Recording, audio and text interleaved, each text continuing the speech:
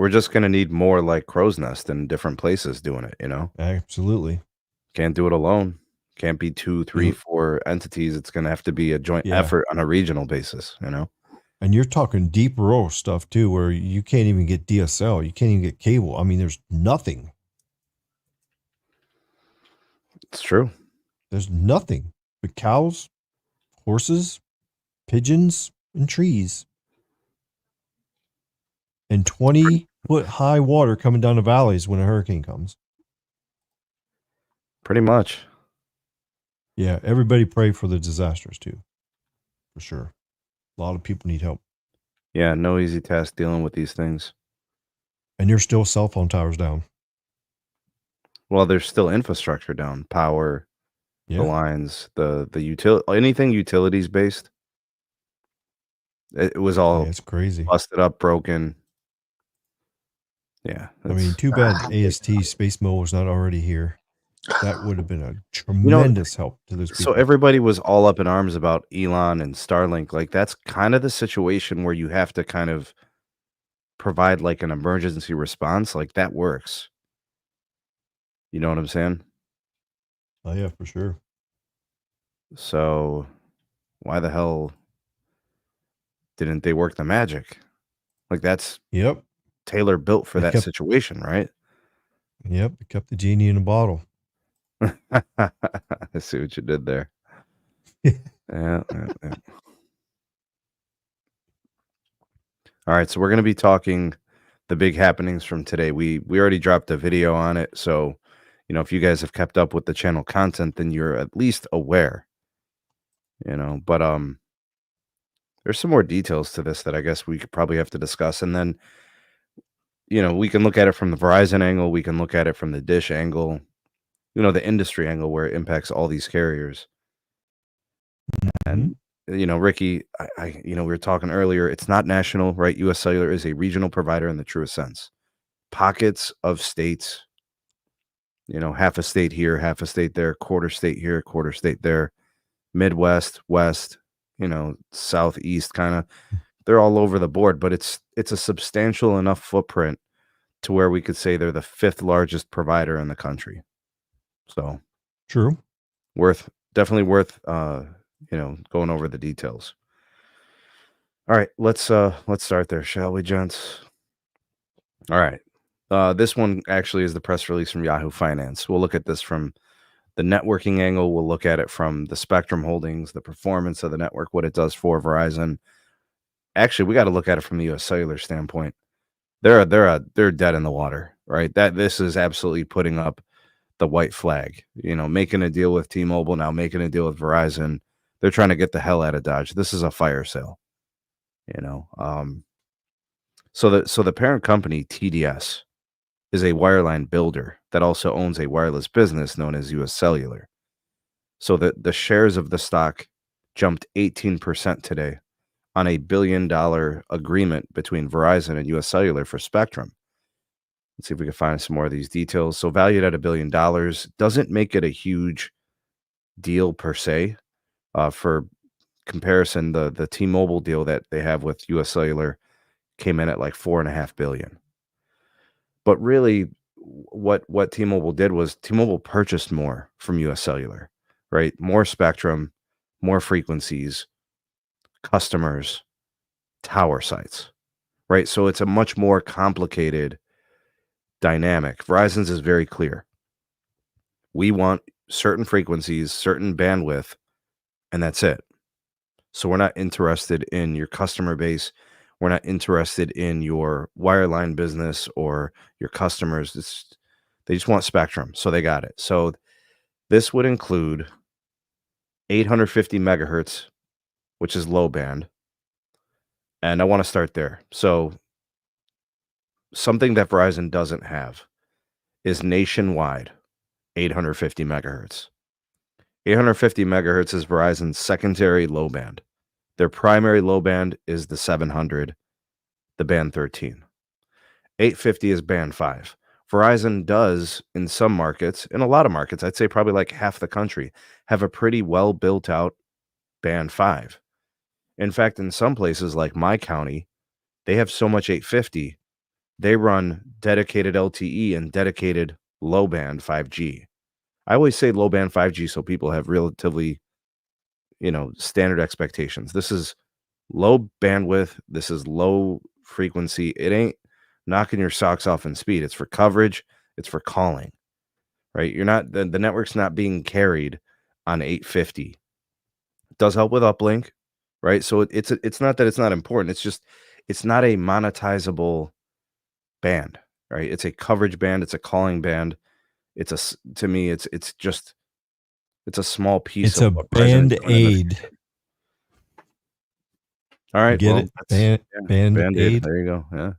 All right. But what it does, Ricky, and apparently It this was works. something that was really important, was they wanted a more robust secondary low band they could put directly on 5G because band 13 is going to be on LTE for another 10 years. So this allows them to get a standalone 5G connection with an anchored low band to go with N77 in more places. So the current like 50% of the country where they have it or whatever, 50, 60%, add this on top. Maybe that adds another 10 or 15% of the country. It makes it a more robust connection for their whole SA5G rollout whenever that is national, right? So that's good. There's only one catch with that. Go You ahead, can't Rick. take N5 and mix it with real 5G. It's going to make it crash. I don't know. I mean, what the hell's holding them back? You got Dish using 600 on N71. Same thing Well, with Dish is a T-Mobile. complete exception. Dish actually built a fake 5G network from the ground up and made it work, and it works great. It's very reliable. So why can't Verizon do that? Because they're doing it from the ground up or the ground up down. They're doing it the backwards way. So there's some hiccups with it, but sure.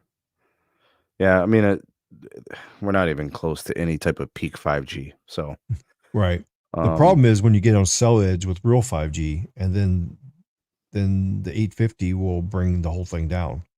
It'll be just like it'll be equivalent to like a band 5 only site, because you'll lose so much of the other. But Ricky, we got an engineer in the house. Zero Cool, break down this 850 edition here for Verizon and the whole move to NR for 850. Sure. Yeah. So I mean, I remember actually putting up the first 850 LTE sites for Verizon. Actually, it was about 5. Some spots were 5 megahertz, some spots were 10 megahertz in bandwidth. What this purchase does for both Verizon and T-Mobile is it's going to give just a boost in coverage of where they need it in the rural areas. Think of outlying areas, the boonies, right? And like, I think they're this is for California, I believe, right? That Verizon's doing, and then was for the T-Mobile side of it, it's like rural areas like UP, Michigan, Wisconsin, stuff like that. So this is just like to get extra licenses for calling places that they don't have coverage when they need it. This is, in ways, this is good for a lot of means, to where this is going to help cut down on any type of 911 failures. It's going to help with more calling, offloading some of that capacity off their 700 megahertz, right? That could, for example, if you have if think like California as well, you have a lot of customers that are using that 700 on that cell tower, right? This will help offload it as well. So it's a good purchase, in my opinion. I always said that U.S. Cellular needed to go, and they did. So as far as on the low band 5G piece, this is just in my opinion, it's not just good for handoffs for calling.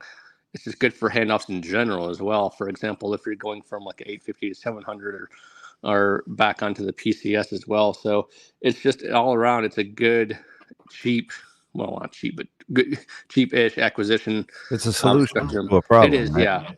Yeah, it is. It's like it's for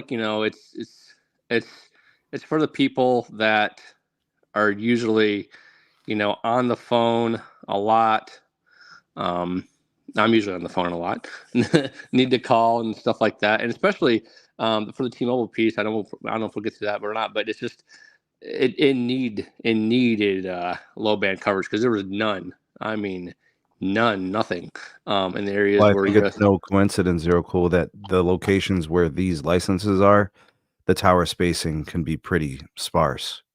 Exactly. That's my point. You're just filling in gaps, right? So with these, you get to fill out the coverage gaps. You get to, with these licenses, Verizon can build their own towers.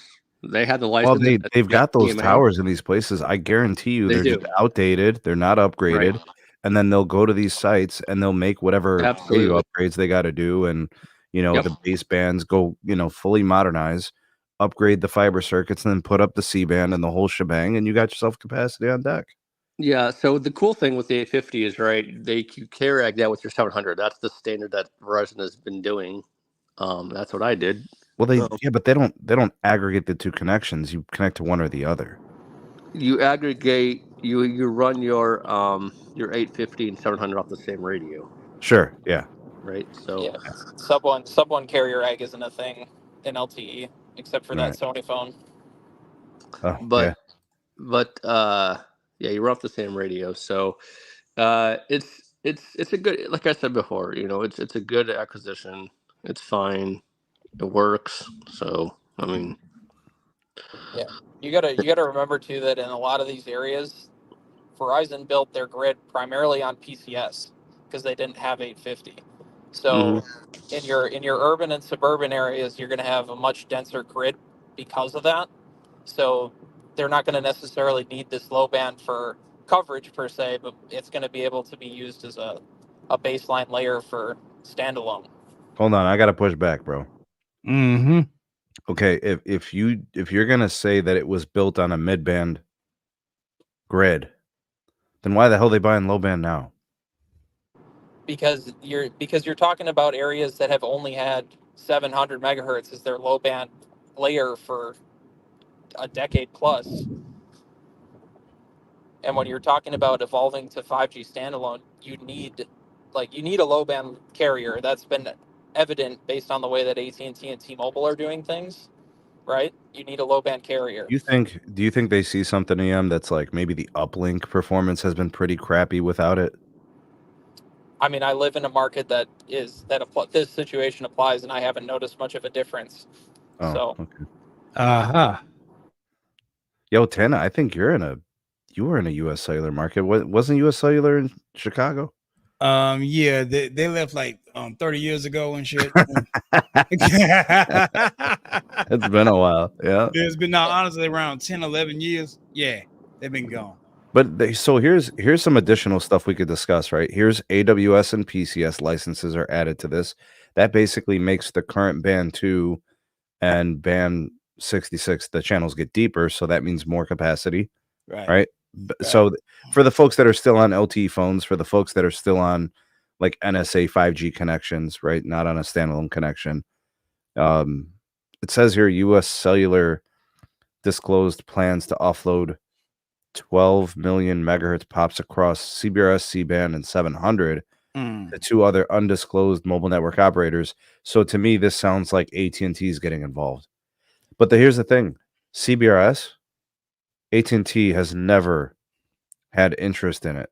So I wonder who that company is. Unless all of a sudden AT&T had a change of heart and they're like, yeah, we'll take CBRS too. I can think of a company that has CBRS that's going to be interested. Nope. It's only one. Nope. Verizon. They're the only one that's putting it out there. Nope. Guess again. Spectrum. Oh yeah, but they're not buying, bro. They're not even building it. Why would they buy more? We don't even have Spectrum up here in Chicago. No. What do you guys got? Comcast? Verizon. Yes, Verizon? Yeah, Verizon, sir. As high as that bill is, yes, you better pronounce it like that. Yes. Okay, so Zero Cool, who's the 700 megahertz BC block? Like who's gonna work with that the best? Is that AT&T? Yeah, it would actually. That's the band 12. AT&T does own the yeah. AT&T owns the B block. Verizon actually owns the C block of 700. So this is they AT&T. in jail? These sub blocks of spectrum, bro. This is blocks. Oh, on that end. I'm sorry. I got to mix it with cell blocks. licenses. Okay, license. I got you. All right, I'm with you. Yeah. All right. So they spent. T-Mobile's going to want that 700 though, because in these U.S. cellular markets, they don't have that band 12 to leave on LTE, so they're being forced to leave some of their 600 on LTE. They bought some though. Hey, T-Mobile bought some. And speaking of T-Mobile, a good friend of mine, he transferred over to Xfinity Mobile, which is Verizon, and he had a T-Mobile phone that was unlocked, and he had issues with that T-Mobile phone or whatever for some reason. I don't even know. But as soon as he got an Xfinity Mobile phone, a Verizon phone, no problems. And like me. Where was he? What is it? Just bad? Were you talking about coverage, or were you talking about the activation? Talking about coverage. Coverage? Yeah. I don't know, man. Bad reception and everything. Some places, some carriers just aren't good, and in other places they're actually pretty good. Right. True. You know, true. I wouldn't have any of the big carriers in a place where like US Cellular used to have the best network because they've got the towers. Yeah. Which I think is why T-Mobile wanted in on that deal with US. Like look at this. $4.4 billion sale to T-Mobile. So US Cellular US Cellular just made a deal with T-Mobile for $4.5 billion. Now with Verizon for $1 billion. They're basically selling their company. And that's why right. Not to cut you off, brother, but that's why I didn't understand why US Cellular left Chicago or Illinois when it was the biggest provider in Chicago at the time. They downsized. Yeah. Wow. They sold all those to AT&T actually way back. Sprint. It was Sprint. Or Sprint. Okay. One of the two. All right. Yeah. Real quick, because I'm not going to be able to stay too long. I just want to. I came in here to say I'm taking my second victory lap. I called this one before US Cellular was even on the table, and I'm taking my lap. Have a good night, guys. Yeah. So here's why that's low hanging fruit, bro. We've been talking about US Cellular selling out or being bought out for years. They've downsized their footprint over the years. They're looking to get out. It's expensive for them to upgrade their network and build their network. It's hard to compete with the big national guys. I mean, hell, T-Mobile basically eliminated Sprint. They took all their stuff, got rid of the company, took their market share. Right, it's three big guys now. Look, Boost Mobile, they can't do anything. I can't feel any sympathy for Sprint because I was roaming in my damn living room when I had Sprint, and I got aggravated around the corner from my house. It was terrible, bro. I was roaming in the school I work at, and the tower was behind the school on the light post. No wonder they couldn't even give it out for free, bro. Literally, Marcelo, the CEO, was like, "We're not gonna make it." He was like complaining to the judge, talking about, "We're gonna lose. We can't compete. You know, we're just gonna have to do this." So, can I just make a quick little thing here about Sprint? Mm-hmm. So, this is gonna sound totally unrelated, but when EM told his little pizza party story about Domino's back working at Best Buy, did you know that earlier this year Domino's was literally giving out free pizzas and still no one wanted them? They were that bad. I can believe that. I can definitely. Sprint is literally the Domino's of wireless, bro.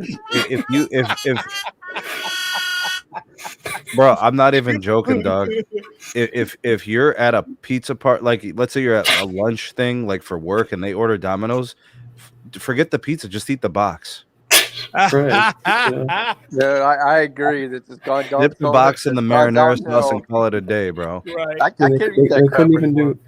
Man, they couldn't even do Little Caesars. Like they had to do Domino's.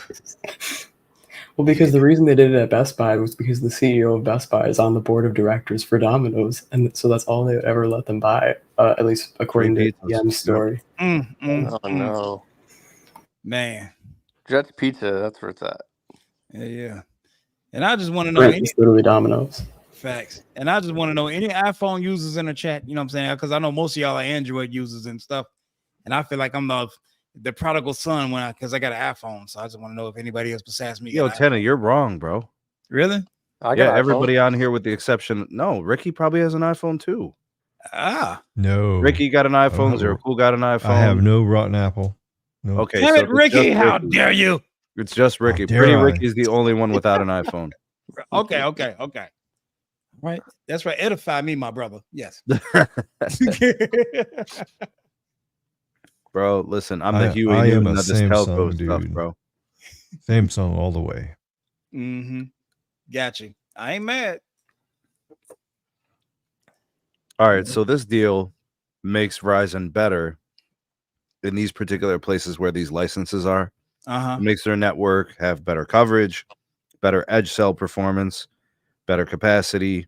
They're probably not going to have to do much, right? A lot of this is just going to be a software update to the radios remotely, and then of course if there's C-band upgrades, yeah, they'll just go from a 10 megahertz channel to 20 megahertz channel in LTE. Yeah, exactly. Yep. So it's going to be like instantaneous, very quick, very fast and easy. Customers are going to enjoy better performance in these markets. So that's actually really, really good. I got $1 billion. Better. That's like baby pocket money for Verizon. Yeah, I got to pray that cell phone Jesus real quick to go ahead and give us that kind of, those kind of speeds up here. What's going on over there? It's okay. It's kind of iffy. It's off and on up here. I can't lie. You know what I'm saying? Are you still on the Xfinity? Yeah. But don't break up old stuff. But yes, I'm still on Xfinity Mobile. Yes, sir. As long as, but you said the last time we talked, it was pretty good. Should be good. Yeah. Xfinity is Verizon. So yeah. So, but yeah.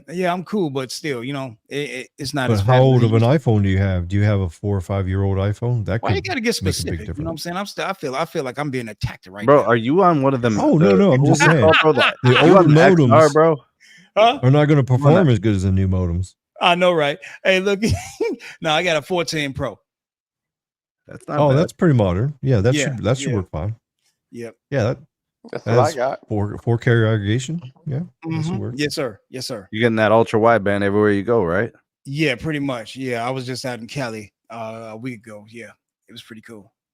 Yo, I don't know if you guys know that. You should be on the Samsung party. I don't know if you guys know this, but the music that was playing in the beginning in the lobby while you were waiting for the show to start, that was Dan Tana's music, people. That's right. Oh my. The man.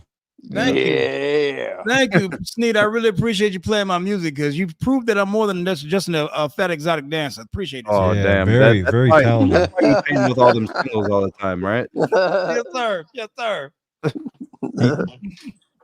Yeah, Tana steals the girls and Zero Cool steals the scalps. Okay. I'll accept that lie. Thank you, sir. All right, so the other thing I want to take was this angle because Dano dropped this one later on, like after the news broke about the transaction with US Cellular and Verizon. He wanted to look at it from how this impacts Dish. We know that Dish is in trouble from a financial standpoint. They really don't have a lot of money. They're trying to finish building out their network. They got FCC mandates, and if they don't meet them, they're going to lose spectrum licenses. They're going to probably get fined. They don't even have money to begin with. So how the hell are they going to pay fines? Is Dish still a part of EchoStar, or did that all go? Yeah, it's all EchoStar. The whole company is EchoStar. Okay. The wireless business is Boost Mobile. Yeah. We just call it Dish because that's how everybody knows it. Right? If I say EchoStar, there's probably going to be people here on the channel that are going to say, who the hell is that? Right. Because if they followed EchoStar in the past, they're going to start thinking the satellite TV provider or the internet provider. Remember, it was EchoStar was the business, the satellite business. It's Charlie's mother. That's her name. That's another reason I believe there was a whole mistake when they created this company. They should have made a new name. Get rid of Boost, get rid of Echo, all that Dish, just File 13, all that, Boost, and have a brand new name for the brand new company. That was one of their marketing fails. They should have took some advice from Skunky. But they did. Their marketing strategy. They started calling it Project Genesis. Yeah, they should have kept it that. But when you call something off project, with like 5G or say 5G Genesis or something, yeah, exactly. Ricky, when you call something project, it's a beta. It ain't the final. True. Final piece. We'll just call it Genesis. Like that could have spun it off. Whatever. Yeah. Or Genesis Wireless or something. Keeping that Boost name hurt them. I mean, like, they're trying to leverage. Look at their subscriber count. No, I know. Well, they're trying to leverage. Look at their financial problems.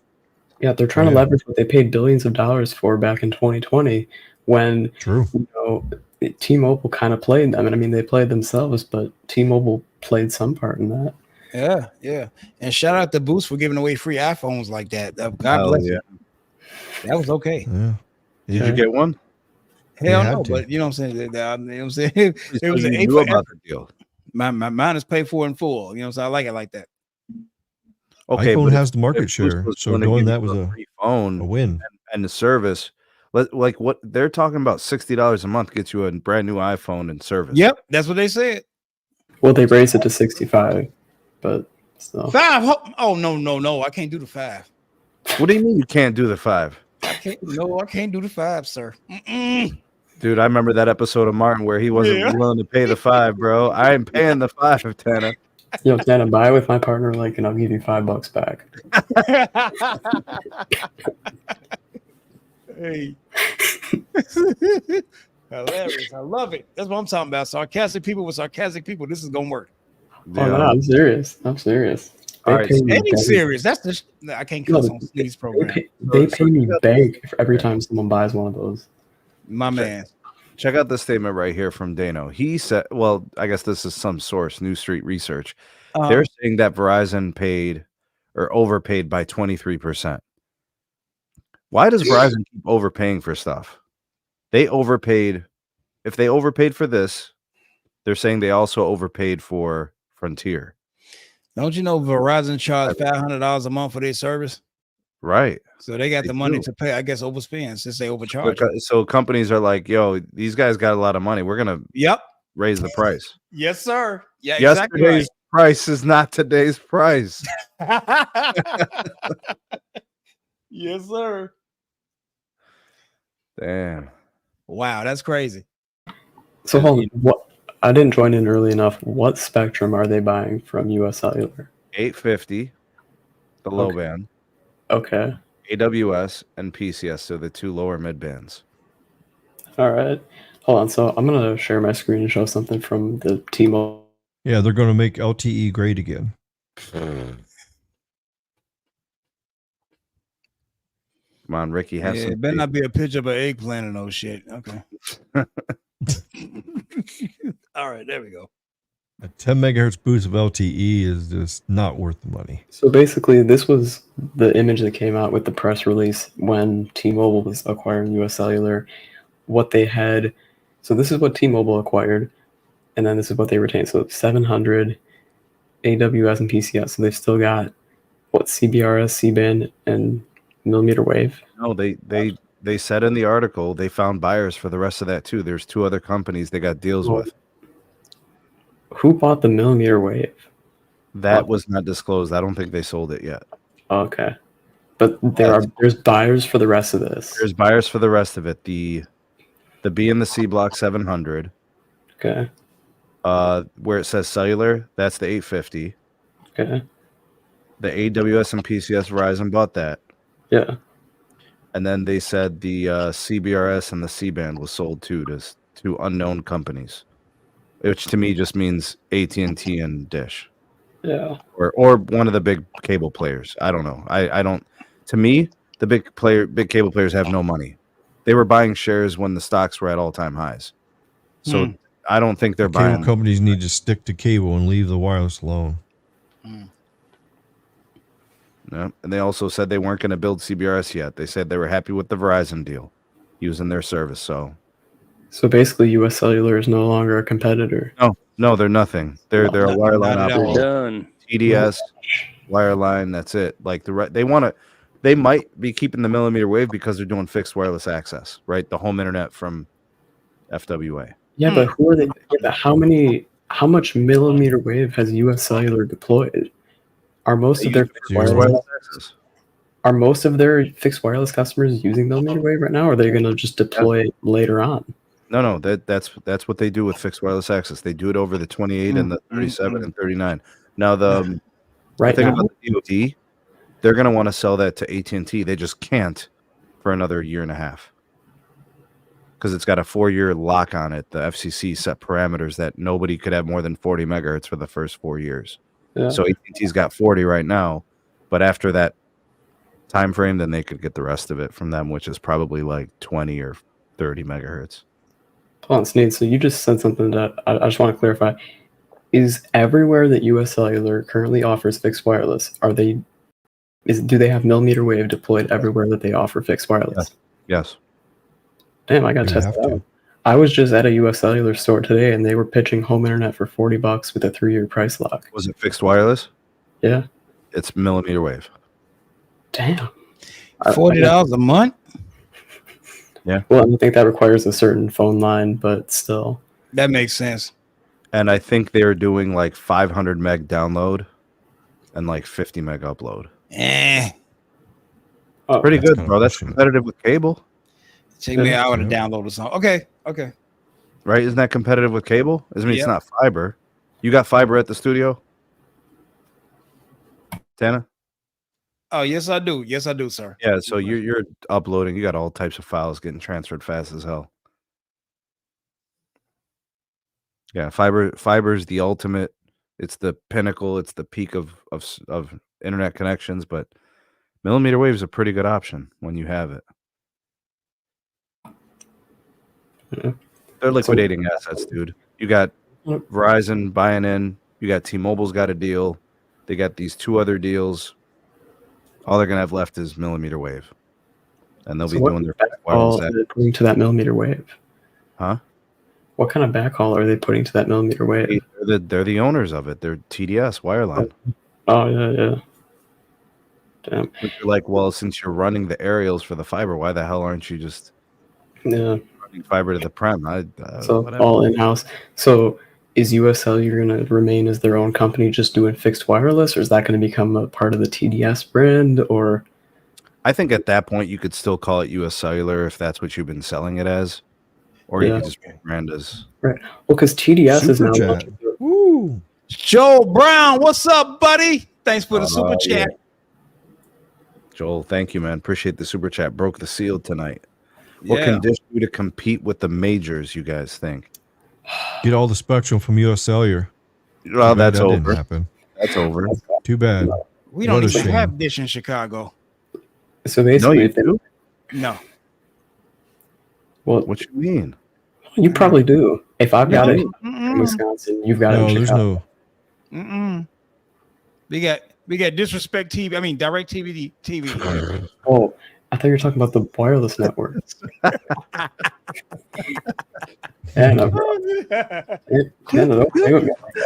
the reputation, though. He ain't lying, bro. Yeah. Yeah. Come on, bro. Don't cut out Charlie. Hey, they get respectable. Dish just has to continue to give the best deals, and they just have to keep advertising. And they got to get people to switch. Yeah. If you don't get people to switch to them from T-Mobile and Verizon and AT&T, then they're going to run out of money and run out of time. That's Dish needs to steal the marketing techniques of Skunky. Yeah, I mean, if you want to compete with the big guys, you got to do what they're doing. And I think Boost. You got to play dirty like Skunky. I think the one thing they needed. I think the hell one is Skunky? T-Mobile. I'm lost now. Okay. Yo, Ricky, put up a picture of a skunk ape so he could see one. All right, cool. Got you, bro. Oh God, a skunk ape. I mean, Dish has a good Boost is offering a good product. They've got a good network. They've got good plans and deals. Yeah. They need to sell it the same way that Verizon, AT&T, T-Mobile are selling it, because their sales, the way that they're selling their services, is I think one of their weakest points. I guess besides not having a lot of money to work with, but the fact that. I was at Walmart today and I saw that they had the new Boost branding and stuff. They were not pitching the $65 infinite access plan because they didn't have it there. They were selling a bunch of cheap burner drug dealer phones for $40. Hey, now look here. Yes, bro. Don't knock nobody's profession. You know what I'm saying? They're just ambitious street pharmaceuticals. They're hungry too, right? All right. Anyway, Tana, they were selling like a $15 plan with 2 gigs and like a $40 plan with 15 gigs. Oh, who's using 2 gigs though, Max? And who's paying $40 for 15 gigs? On their website and at their stores, they've got a $25 unlimited plan. Why won't they just sell that at Walmart. That's the point. Every single sales channel Boost sells through it's like you're dealing with a completely different carrier. It's like you're getting completely different phones. 4 speed test and you're out of data. Yeah. But like, why the discrepancy between the different sales channels? I cannot definitively tell you what Boost Mobile is because what's the Amazon deal? Was it 25? Well, they sell the $25 plan through Amazon. They also sell the $65 infinite access through Amazon with the iPhones. So they sell those two through Amazon, which is consistent with their website. Mm-hmm. But like, I feel they're undergoing this identity crisis because they know that people generally know them as the cheap, like, crappy quality carrier that Food they stamp were. prepaid. You can that say they it. were food stamp prepaid from. Let me present it this way. I'm going to prove your point, Mac. Tana, when someone listens to your music, can they tell it's your music? Yeah. Because it's got a signature, right? It got a tag on it. Exactly right. It's got a signature sound. It's got like, you could tell your fingerprints are all over it. Absolutely right. It has like an identity. It has like a creative spirit that's yours, right? Yeah. I know. Yeah. Like a Dr. Dre beat. I got you. Yes, sir. Yeah. So like, what the hell is Boost Mobile doing to form their identity within these spaces? You don't know what you're getting when you go to a different place and they got a different deal. And some of them are trash. They don't know who they are because they know that most consumers think of Boost Mobile as what they were under Sprint, which was Food Stamp Mobile. There you go, EBT Mobile. That's why I said they should have rebranded, changed the name, and went to something new. But at the same time, they want. So like, I agree with you. I agree with him on that. Yeah. Well, I'm gonna pull up one more thing. Mm-hmm. You can still be having a new name and a new rebrand and still have the food stamp plans. You just label as a food stamp plan, and then you may name the other plans ultra plans or something. You give them different types of pizza. You want a plain cheese pizza, or do you want one with everything on it? Right. That's business 101 right there. Absolutely. Yep. That's what they do all over the place. Yes, sir. That's their mistake. They didn't rebrand the right way. Because nobody knew US Cellular was PrimeCo. A lot of people didn't. It was PrimeCo. They turned to US Cellular. Now they're selling out all over the place as far as like it's dissolving, but still, for a long time, US Cellular did pretty good business up in Chicago and wherever it was because of the rebrand. Sneed, show what I put on the screen share. All right. That is an actual Boost store that is open today. Look at that hideous orange. Oh my gosh. Yeah, nobody's gonna walk in there and buy anything. It looks like they're selling like laundry tubs or something. Right. I thought I was gonna see. You gotta have magenta in there with people with magenta tutus and dancing around, saying, "Look at me! You got to buy this phone. You got to have that." They gotta learn. They gotta learn from Skunky. Not enough pink, huh? That is the entire store. That is an actual Boost store that is still open today. Can you tell why people might not have the best perception of this brand? Yep. And the roll down windows keep everybody from stealing the phones when they're closed. Hey, bro, look at that. Like, look at this like little glass case thing. They probably lock up their display phones in there. Ain't that nice? I see some phones right there. They don't have a single actual phone on these, whatever these are. What is the like? People hide in there. I mean, come on. Yeah, you get an iPhone SE for $20. I see though. Walk in there and say, "Hide me, 5-0's coming." I gotta get rid of my drugs. Hold on. So you wonder why people might not have the highest perception of Boost Mobile, but they've got stores like that. Now, this store was probably been open for 20 years. It's probably been open since Boost Mobile launched. But like, maybe tell them remodel or else we're gonna shut down your store. Like, give them because who's legitimately buying wireless from this place? And like, some Boost stores look fine. Some of them are pretty nice, but it's like inconsistent sales. Stores that look like that, And it's like, what? Oh, did you see what it takes to get financing from them now and get phone deals? You got to have a driver's license. Bro, this is prepaid. You got to have a driver's license. You got to have credit. Bro, do they not know how prepaid works? Well, you need credit. That's right. You're doing That's credit. right. Huh? Preach on. Credit for Bro, you got, I'm not even joking. Like, I've had, like, straight up immigrants tell me, I don't have an ID. I don't have credit. I just got here. And you got Boost asking for those things, and they can't provide them. So they can't get service with them. And they still get a driver's license. Don't they put Boost stores along the border? I mean, right next to the wall? Oh, that's the way they used to do it. Oh, man. See, and that's what I'm talking about. That was Boost under Sprint. That was Boost when, Sprint was too busy testifying in court, Marcelo all crying and peeing his pants. Like, but they didn't care about Boost. They just let the brand die. And so when now EchoStar, formerly Dish, bought this dead brand, it's like T-Mobile knew it was crap. That's why T-Mobile didn't want it for themselves. T-Mobile could have integrated it in their own portfolio, but they didn't want it. Because the brand had been... Bro, Metro must be kicking ass because they're making commercials talking about nada yada yada. They got girls in bikinis, hanging out on the beach and whatnot. Yeah, that's all the Metro. Trash. Well, I think, Sneed, remember we did that stream and you were like, how do people feel about the Metro brand? Because they don't have really competitive family pricing anymore. The cheapest... the line now on those Metro Next plans or whatever, they're like $75, $80 each. Let me see. Okay. Right.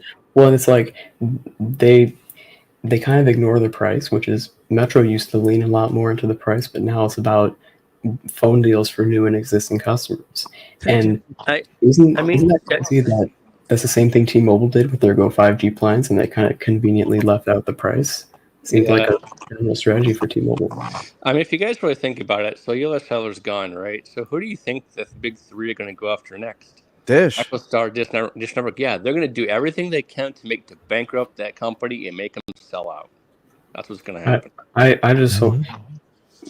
I want this company. It's sad because Dish is actually pretty good. Their network is as strong and reliable as Verizon. Okay, well, I wouldn't go that far.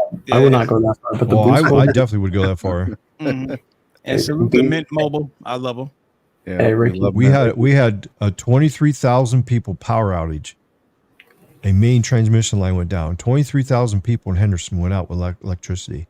Guess who the only service that was working? Dish. Hey, Ricky, all I'm gonna say. All the other three were out. They had complete outages.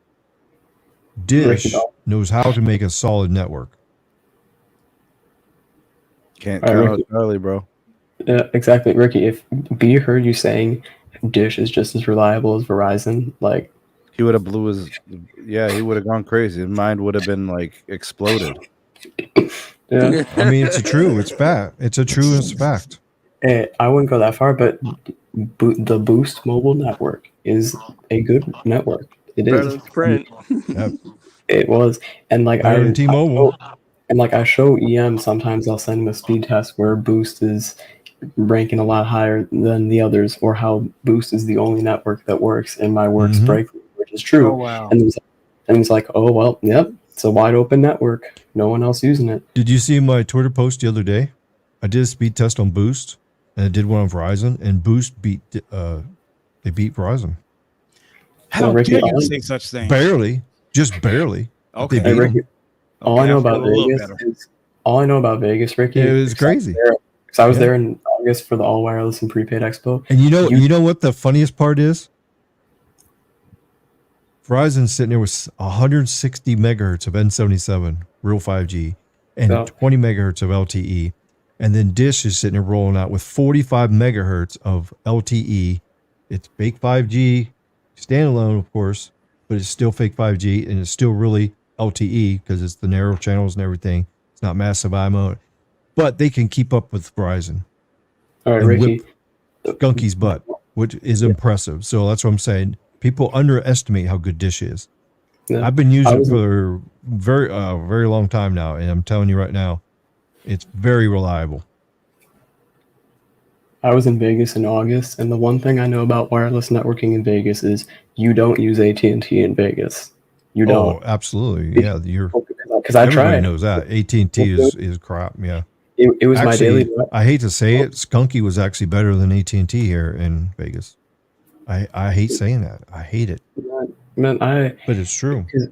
I was daily driving AT&T when I was in Vegas, and I could barely do anything. I literally relied on my boost line the entire time. Charlie came through, and then the biggest thing is hurting AT&T here is DC, dual connectivity.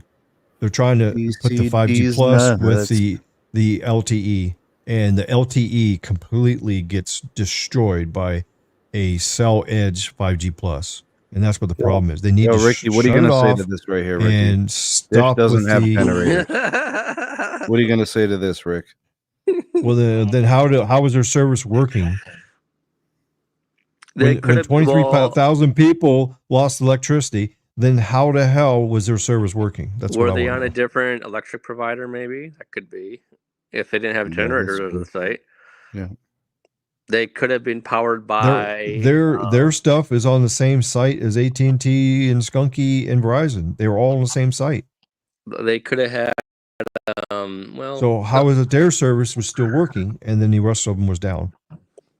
Could have been what do they call that? Oh, geez. What, nuclear energy? I did notice one thing to that outage was this though. AT&T towers were transmitting signal. You had full bars. Verizon had full bars. T-Mobile had full bars. They all had full bars. So obviously it was transmitting, but there was no data. There was no phone calls, no data, no nothing. But then you go to Dish, full signal, and you had data and you had phone calls. So it seems to me that it's possibly the backhaul is what failed when that power went out. Yeah, that's what took out them. So yeah, that would be if you have full signal but no. He says you were the only customer on it. Yeah, I know. There's a lot of people on Dish here in Vegas. I'll tell you that. Yeah, a lot of people on here.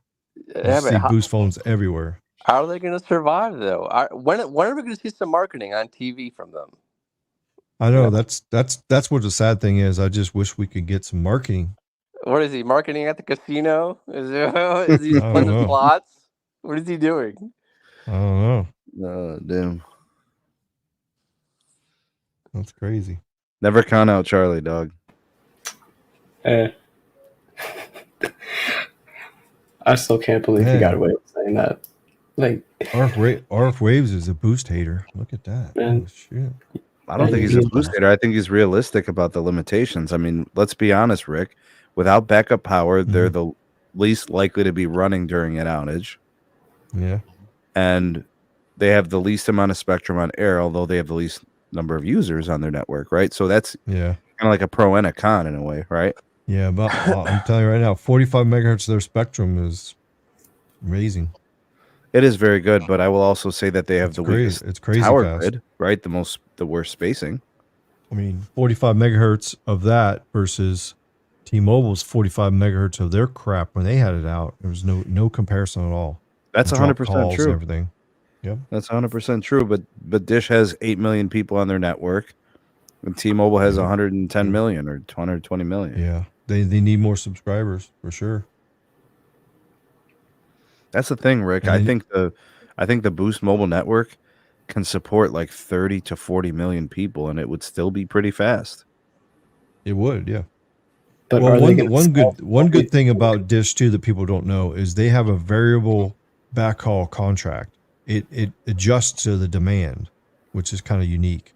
So if there's hardly anybody using it, they don't have to pay much for it. But when there's a big backhaul demand, then it automatically load balances it and it diverts it over there to that site. And that's what's a nice backup and a saver for them. So if they get a big amount of traffic, whereas if you got a standard backhaul where it's only one backhaul plan you got, all of a sudden when you get it overload, then it just gets congested and fails. So that's a smart thing Dish did. Very smart. So their network can handle 30 to 40 million people. How do they sell to 30 to 40 million people?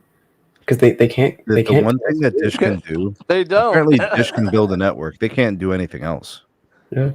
So like maybe sell the network, or do it just like a wholesale to other carriers. Dude, I have no objection to that. But I mean, like, but see, it's not compatible though. That's the trouble. You can't sell that network to somebody else because they're going to have to spend billions of dollars converting it over. Wholesale, converting it over. We're talking about selling it to people, to brands that are known. So it's like AWS. The problem is the brand. Then you wholesale to brands that have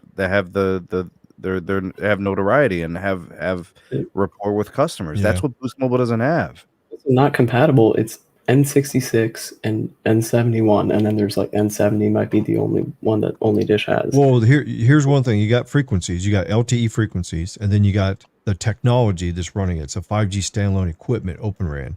You got two different things there. So if you sell the company, you'd have to sell the frequencies off and then sell the equipment off. But that's not going to really, there's not anybody that wants Open RAN stuff for the low band. And then the frequencies is all right to sell, but who the hell would want to pay all this money for these low band, mid band frequencies or LTE frequencies that are worthless? Who says it needs to be all this money? I mean, who says it needs to be all this money? I mean, it's fake 5G. We know one thing: Dish is never gonna be have service from space, self-service from space. Well, they were just talking about how they were. What? How? How the hell should I know, bro? You never count out Charlie. That's all I know. It's a satellite. They made that claim. They made that claim, but they didn't say how. I'm thinking it's going to be a third party that's going to do it, like Skydio or somebody else. It would have to be because they just merged their Dish and DirecTV together. And that's fine. Sneed, do you remember it was either the day that it was announced or the day that it closed when Charlie and Hamid went on to CNBC, all giddy about how excited they were to have Dish and EchoStar together as a satellite and wireless company. Yeah, I remember. You had Charlie like, yeah, we're the only company to combine satellite and wireless, and Hamid was like literally asleep sitting next to him. Mm-hmm. Satellite TV and wireless. That's probably what they meant. I gotta pull that up. Yeah, this is what they meant. But somehow they spun it into deceiving people, thinking they're going to have NTN soon. But yeah, no way. Oh, the only way they're going to have NTN is if they do a partnership with like Skydio or somebody else. Heck, they may even possibly use AST. You never know. AST's going to win. I don't know.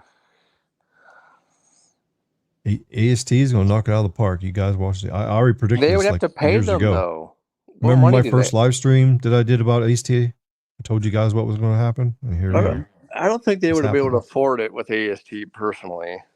They won't be able to afford to make the deal. Yeah, well, that's true. They are cash strapped. Did you guys hear about the new cheap Cricket phone? The new $50 food stamp 5G phone? Man, who wants a cheap phone? FCC just approved it.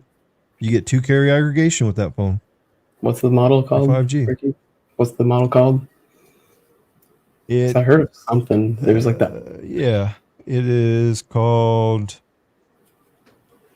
Where's it at? Oh, it's the Cricket Magic 2 5G. I'm gonna look that up. $50. Oh, it has a Dimensity 6100 plus chip. Oh with 2 carrier aggregation in it. Oh yeah. I think I saw that at Walmart today. I think I saw that today when I was. Hold on, I'm gonna pull it up. 6 gigs of RAM, 128 of storage. Hold on. I just shared it here. So here we go. Free with the port in. It's going food stamp. Magic 2 5G. It's called. What do we have here? So Android 14. Just got FCC approved. I'm surprised it runs the newest version of Android. Usually cheap phones are like a year or two behind. Mm-hmm. You got 64 gigs of storage. 64 gigs of storage. That's not going to do nothing. Well, I mean, it might have an SD card slot though. You never know with these cheap ones. 720p. 720p is crazy. Bluetooth 5.1. It's 802.11. So it's just like, what is that? Wi-Fi 5. Wi-Fi 6. Yeah. No, Wi-Fi That's why. 6. No, it doesn't say AX. What isn't AX? Oh, yeah, Wi-Fi you're 6? right. Yeah, you're right. That is, yeah, AC is Wi-Fi 5. Right. Yeah, AX is Right. Wi-Fi 6. Yeah. 13 plus Bro, 13 what the megapixels. hell is a 2.2 gigahertz octa-core processor? They So what is they that? A never- MediaTek 200? And they never tell No, you it's the a model Dimensity name. 6100. They never tell you the model name of the chip. And then you got batteries The are actually SoC. pretty good on these cheap phones though, because batteries are the cheapest part of a phone. So it's usually pretty easy for them to make them good. So this might get you pretty long endurance, but yeah. But let's read the features here. Immersive 720p display. Immersive. Yeah. Maybe because you sell it to Charlie. Oh my gosh. No, it supports NFC. Like that costs them like $1 to add. I mean, like it's probably not a piece of junk. Like it doesn't look terrible, but I mean, it's probably a backdoor to selling your data to some foreign government. It's probably not going to be.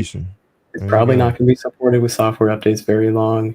I wouldn't trust your that. N71 and your N41. There you go. Get your 105 megahertz of spectrum. So this is like a free government phone. It's just a new budget phone. The color's blue dusk. That's the best part. Blue dusk. But Cricket's been making these for years. These like white label branded phones. Yep, they have. Yeah, you're right. Hold on. I saw another one they had. The Outlast 5G. This one is a 6.75-inch screen. So it's like a huge screen in a cheap phone. What's a flip phone that they have back here? They have a flip phone, I think. Or is that, what is that? Yeah, Flex. Is that an LTE or 5G phone? What's the spec? This is LTE. Oh gosh. Yeah, it's probably LTE. I wouldn't expect a 5G flip. I know. I want one so bad. What are you gonna do on a 5G flip phone? I'm gonna stare at it and open it up and close it. Snap. That's what people do. They close the flip phone. Snap. Yeah. And they got like the Razor. But yeah.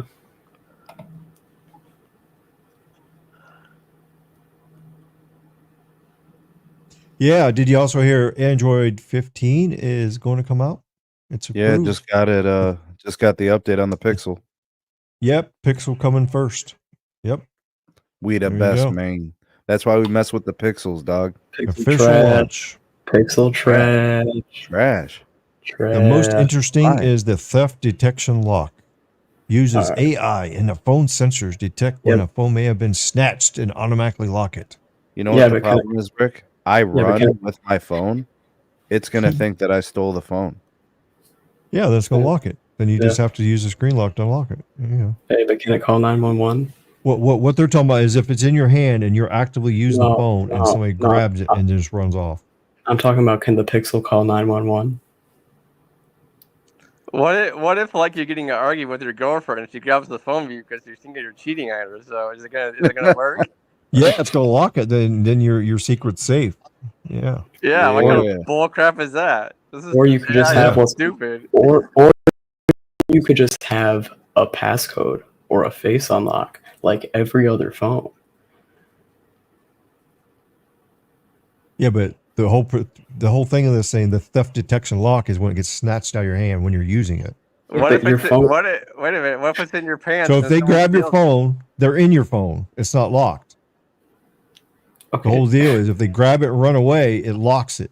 Then whoever stole your phone has to unlock the phone. There's also there's also a thing called lost mode. Oh my god.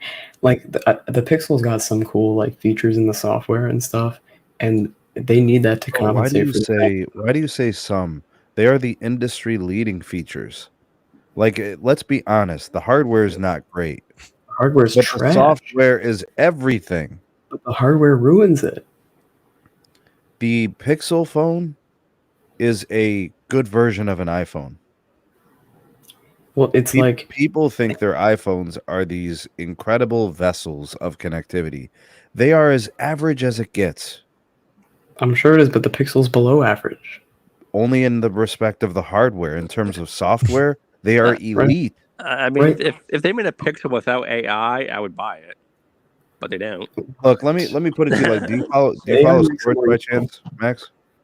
What? Do you follow sports like NBA basketball, for example? Not really.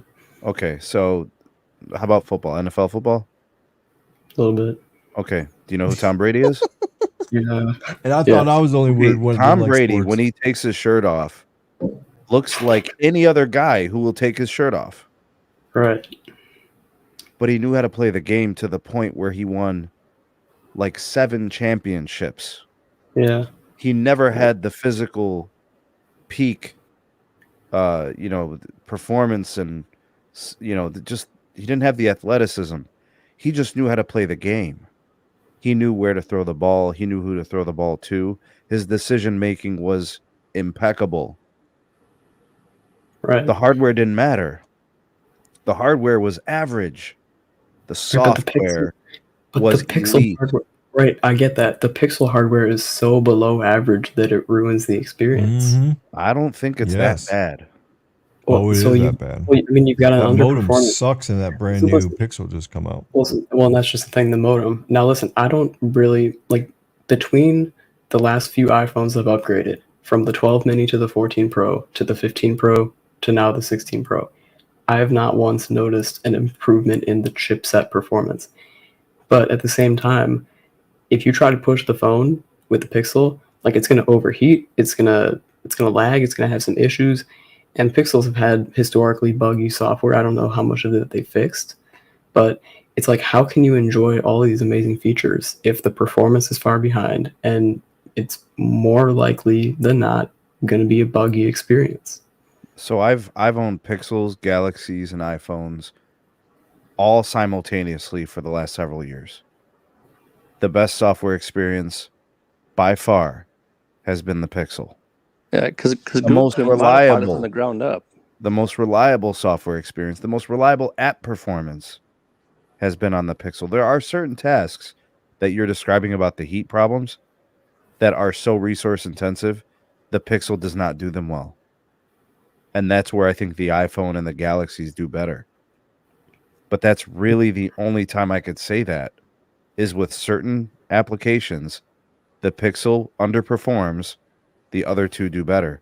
But when it comes to photography, when it comes to OS, the UI, when it comes to, I think, the most intuitive operating system, I think that's where the Pixel excels, and the lifestyle features that the Pixel has. Bro, these companies are all copying them. How could you even say that the Pixel is not a good phone? I get the hardware is like, it's 3 out of 3, right? The other two are better.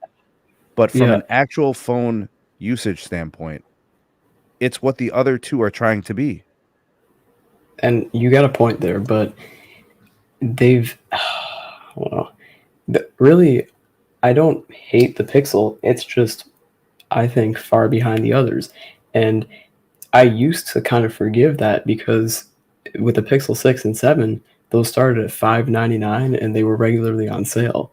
Now the base Pixel is $800, right in line with the other two, and they're nowhere close to the other two to make that phone worth $800, and they're not as frequently on sale as they used to be. Max, like, in my opinion, I don't think any phone is worth $1,000.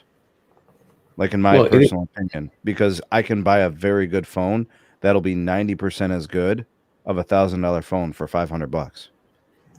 Right, but then you're going to miss out on the minute details on your needs too, what you're doing. Yep. I'm missing out on the 10%, the 10% of things that the power user wants to do. Right. But so why then? Because I think what you're describing is the Pixel is the 90% and it's lacking the 10%. Yes, exactly. But they're charging 100%. So they're charging the same as everyone else now. It used to be a lot cheaper. The base Pixels were regularly between $500 and $600. I did a video back in 2022 calling the Pixel 7 the best value phone. I called that phone the best value of 2022 because it was $500. Bill of materials goes up each year. There's R&D that goes into the phone each year.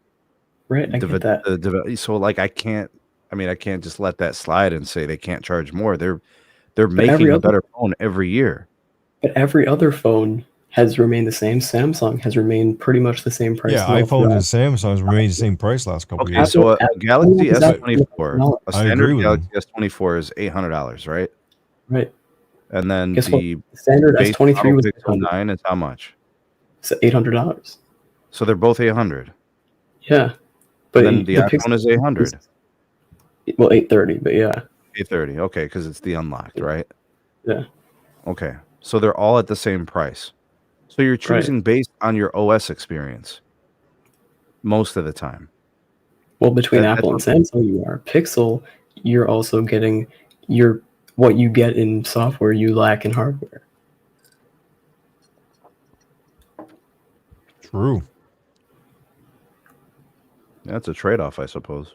Like, I wish that, I mean, if Google had just used Snapdragon chips and Qualcomm Snapdragon modems, then God, they would be a really, really they would be in a class of their own. They would be unstoppable. But they don't want to do business with them. And that's the problem. They're complacent. They want their own. They want their own hardware solution. Yeah, they're all like, and they're suffering from it. They're stubborn. They're not willing to. Yeah, but I don't. But I think you're overlooking something, Max. This is actually good for us. Whether you choose to buy a Pixel or not doesn't matter. The existence of the Pixel remains a competitive option. Well, I don't know how you could define what competitive is, but their sheer existence and the sheer existence of the Tensor is what's keeping competition going. We can't have one SoC maker. Well, we've got Apple as well, and it's like, and Apple's is going to be worse than the Qualcomm and the Snapdragon. It's going to be worse, and I'll tell you why I know. Their contract runs through 2026. Because there is a version of the iPhone next year, iPhone 17, for example, that will have the Apple modem, the Apple SoC, and then the Pro model will have a Qualcomm modem. Because they know they can't sell their shitty modem in their Pro model. They can't go backwards. The iPhone 16 modem cannot be better than the 17 Pro modem. So the 16 Pro cannot be better than the 17 Pro. But hold on, and that's what happened because Apple went with the Intel design. They bought Intel, and they know it's going to be behind the Qualcomm solution.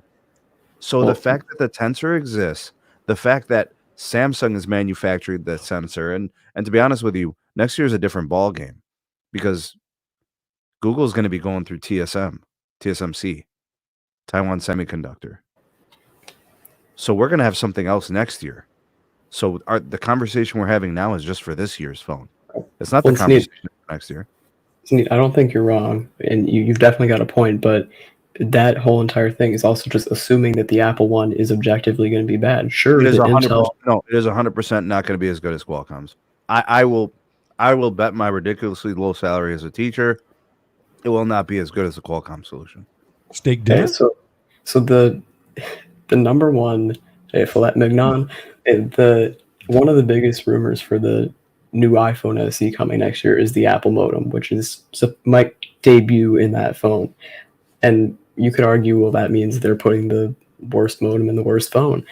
But to me, I'm thinking maybe they're using the SE just to test it, just to put it in there. And then later, they'll be rolling out across the lineup.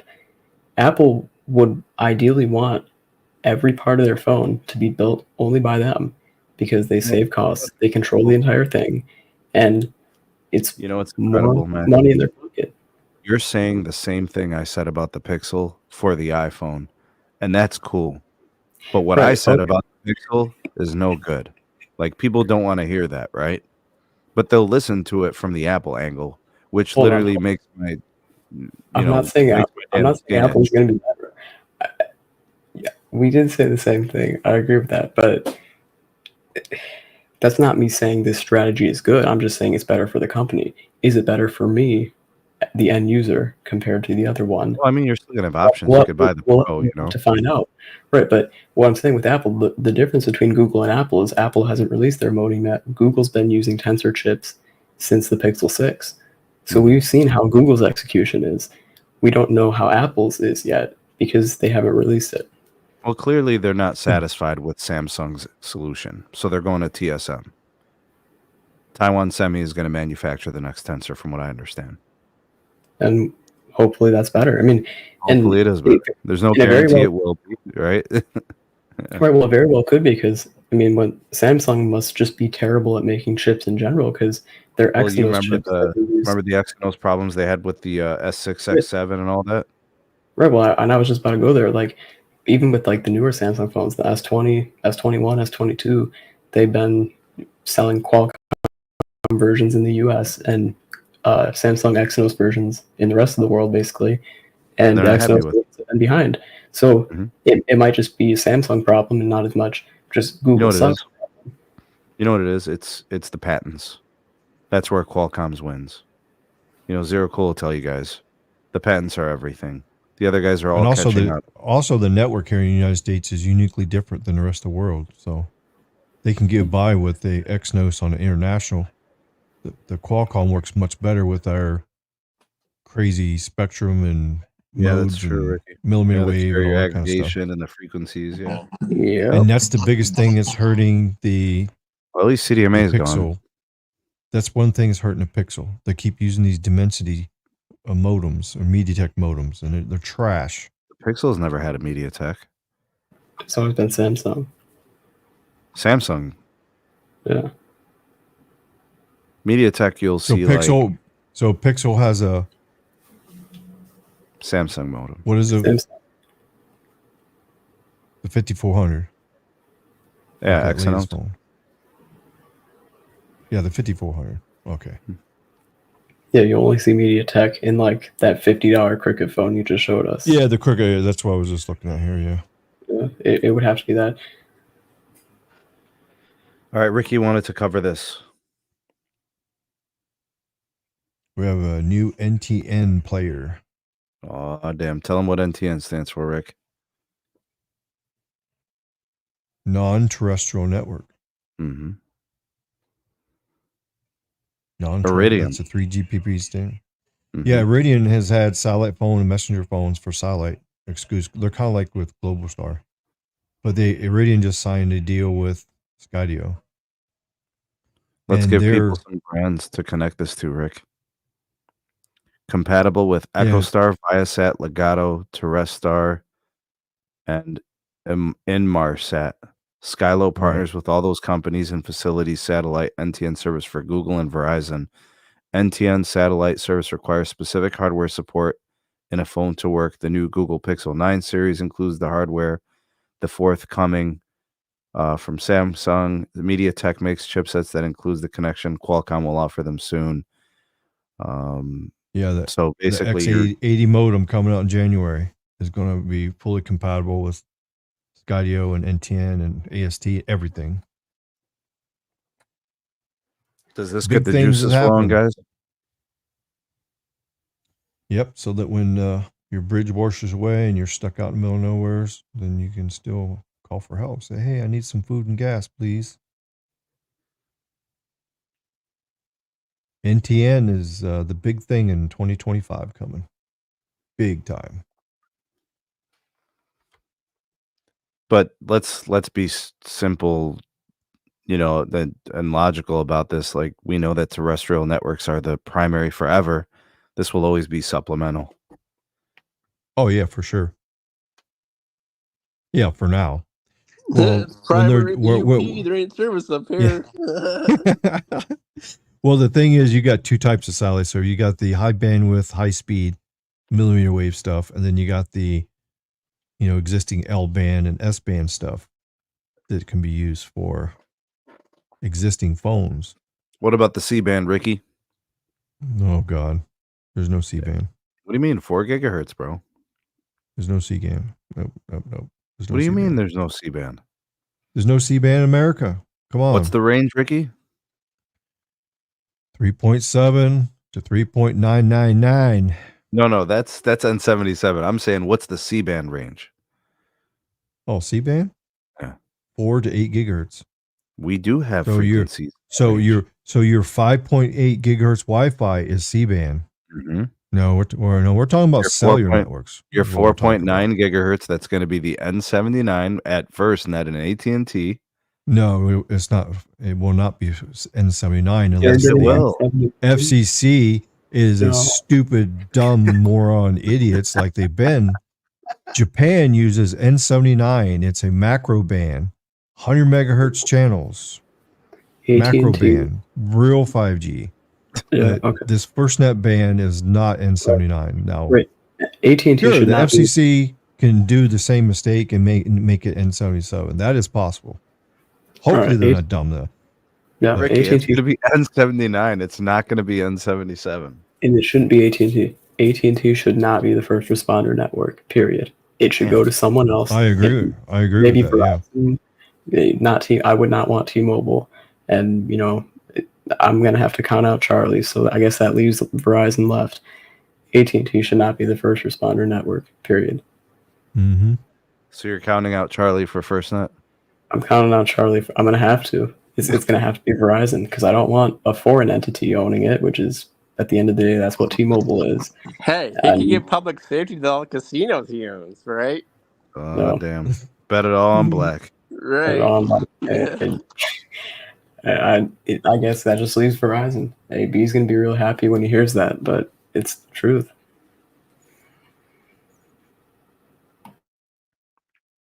Region Dusty said, okay, N77 satellite spectrum. No, there's no N77 on satellite. There could be soon, because I think Verizon is inking a deal with HAPS to provide N77 from the air, from the HAPS planes. Ricky, tell him it's going to be major, bro. Tell him. It's going to be major. Can you imagine getting N77 beamed down to you from the sky out in the middle of the desert somewhere? What could you expect for performance, Rick? Oh, yeah. Yeah, talking about gig service, gig up and down, easy. Damn. And is that coming in like 2050, 2060? Oh, no, it's going to be soon. Dude, app service is already live on N79 in Japan right now. Ricky, I'm N78 and N79. You're going to be on your last legs. I'm going to be in Japan.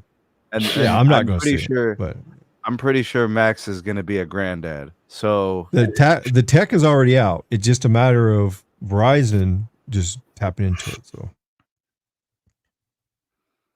and guess who makes the HAPS plane? Boeing?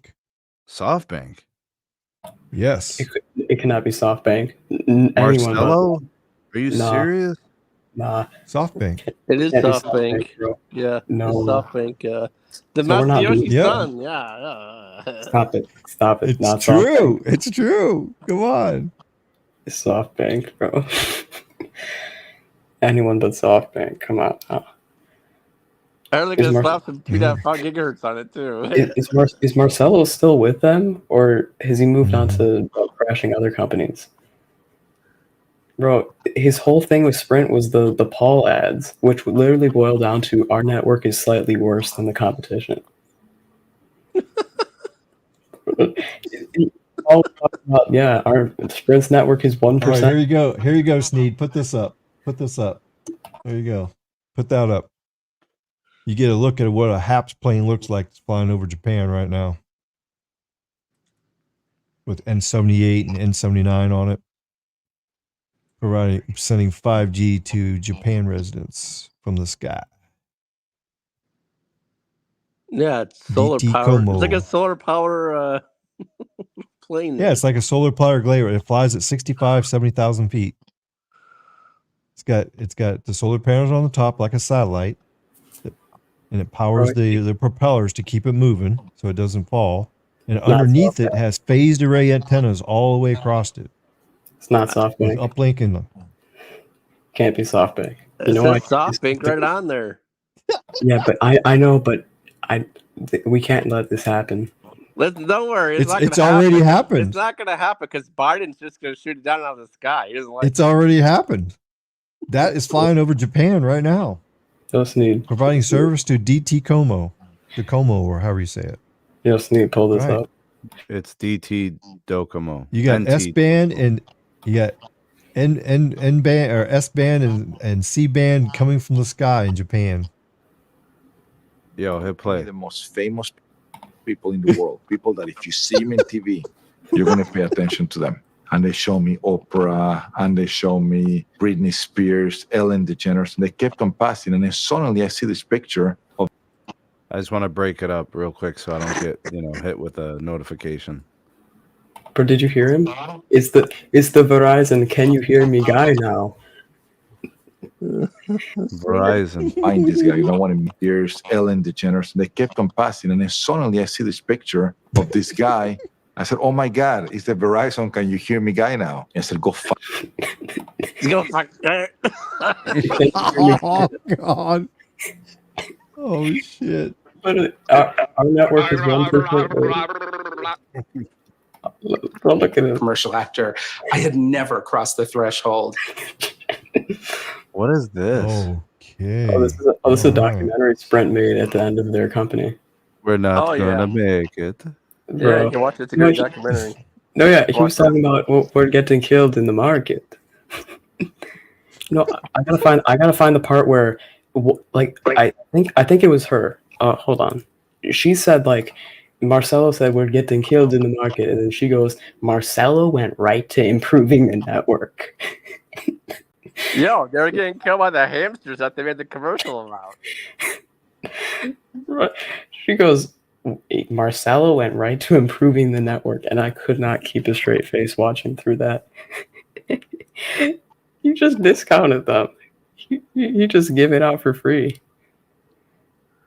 He ain't improving any network. So my successor doesn't get too happy. It's Michelle. Through 3 congressional hearings. I want to tell you, I'm just there. Bro, look at him. He That's peak Marcelo. His job was to get the merger cleared and testify in court, and then he went and milked SoftBank. Yeah. For 3 years from 2000 to 2003, 2022 or 23.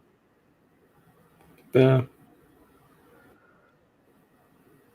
God, man, he really was. Yeah. Seriously. I mean, for people that blame T-Mobile for all this, but it's really Masayoshi Son's fault. It's really Marcelo's fault. I mean, yeah, John Ledger and all those guys, and they were the other half, right? They were the A side. Sprint was the B side. But it was Sprint's fault. They didn't know how to build a network. They didn't know how to consistently spend money, and they kept selling themselves short and cheap.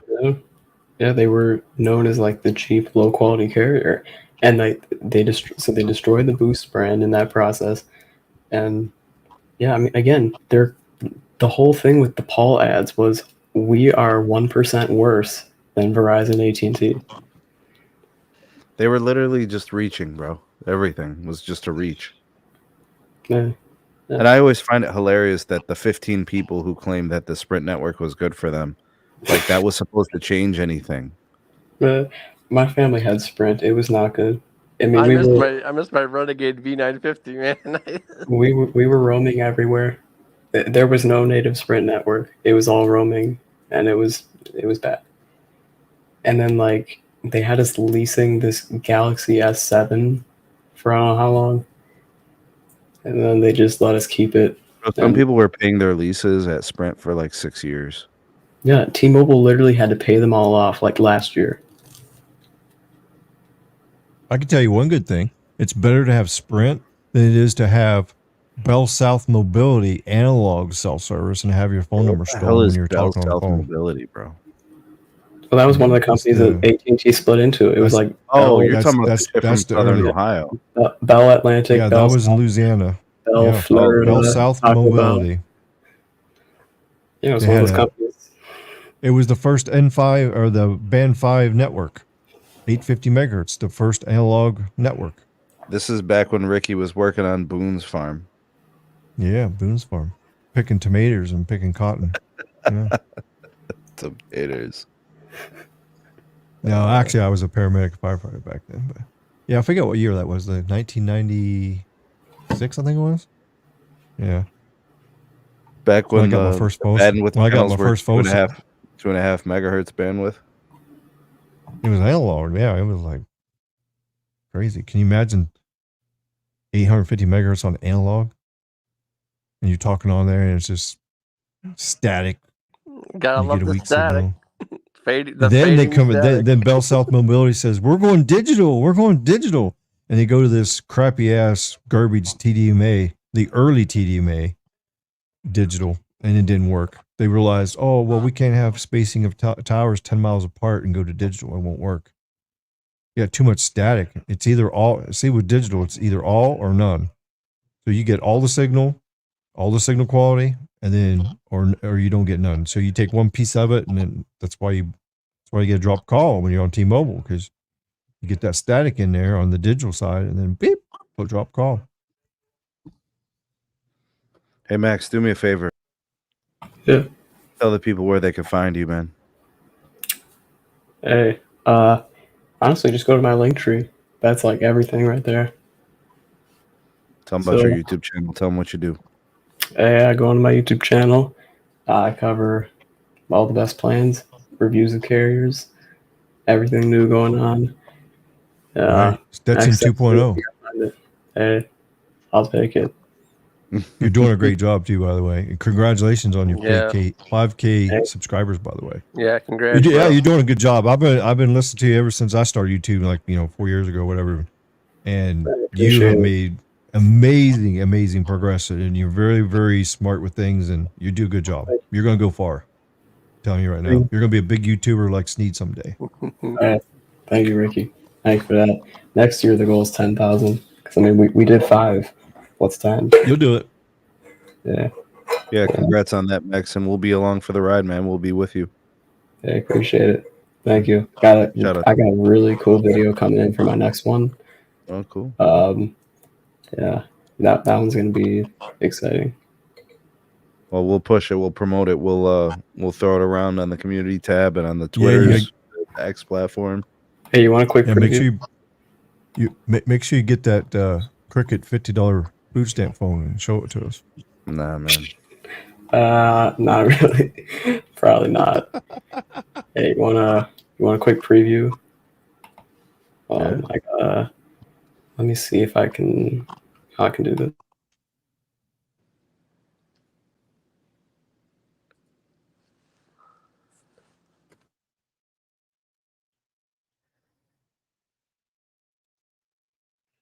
Yeah, when I had the analog phone, they stole my phone number. The phone bill was $8,000. Oh my god! And they expected me to pay for it, and I go, "No, I'm not paying." And then they told me I had to come in. I had to change out my phone. Well, somebody cloned your number, so we got to change your phone. I said, "No." She's like, "Nope, not changing my phone out." What provider was that? Bell South Mobility. Yep. They wanted me to get a new phone and a new phone number. I said, "Nope, it's not my problem." It's all right, Max. We got to close out the show. We'll get you on the next time. We'll catch you on the rebound. Oh, he got it. Okay, good. Should I? All right, that's all you get. Oh, damn. Oh, no. Uh-oh. Let's just put it this way. A former CEO of a currently flailing brand, and kind of got like this, he's got this upstart, Crikey. You guys know all about him. It's basically Thor in the Boost Mobile founder formation. Look at the size of that company, matey. He's a pirate now. I met him at the All Wireless and Prepaid Expo back in Vegas. I think I was talking about Boost because the Boost booth was like kind of across from his, and he like just handed me a Mobile X shirt, which is like at least 1 or 2 sizes bigger than me, and he said, "Hey, did Boost give you a shirt?" I didn't think so. I can show you that shirt right now. You'll grow into it someday. Yeah. When you get 300 pounds, you'll grow into it. 300 pounds. Yeah, it seems like most people, teenagers, when they get older, they go to 300 pounds. So. I mean, I did. I was 285 pounds once, but luckily for me, I'm 153 right now. So I lost a lot of weight. So I'm keeping it off. Doing a good job. All right, gents. Yeah, I gotta call it a show. I gotta get up for work in the morning. But thanks for hanging out, Ricky. Oh yeah, it's been fun. Max, thank you guys. yeah, we discussed some cool things and what's going on in the space, and very excited about the future. Things looking good. Lots of content coming up. Stay tuned. I got some videos that'll drop tomorrow and Sunday, and we got the Patreon and YouTube member live stream coming up soon. So if you guys want to support us there, links are in the description. Please do like and share our content. We appreciate you guys. We salute you, and we out. Peace. Peace. Not.